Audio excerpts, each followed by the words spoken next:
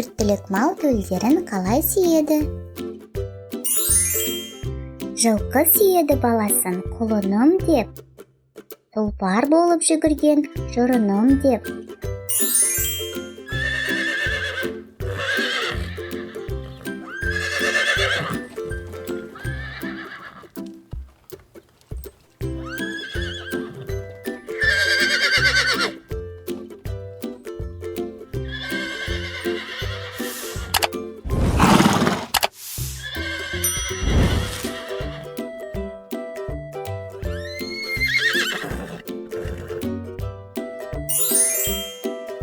Сиыр сүйеді баласын торпағым деп, қараңғыда баспаған қорқағым деп.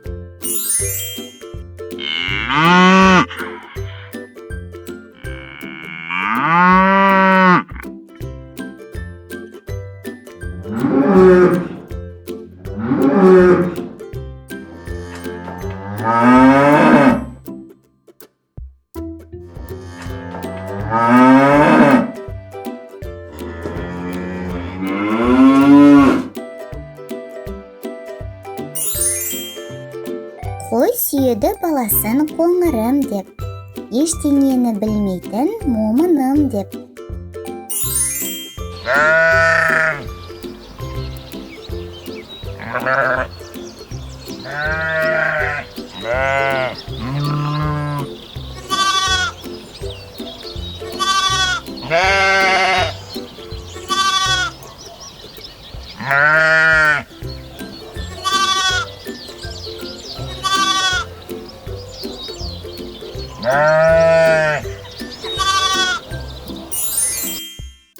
Ешкі сүйеді баласын лағым деп, тастан тасқа секірген шұнағым деп.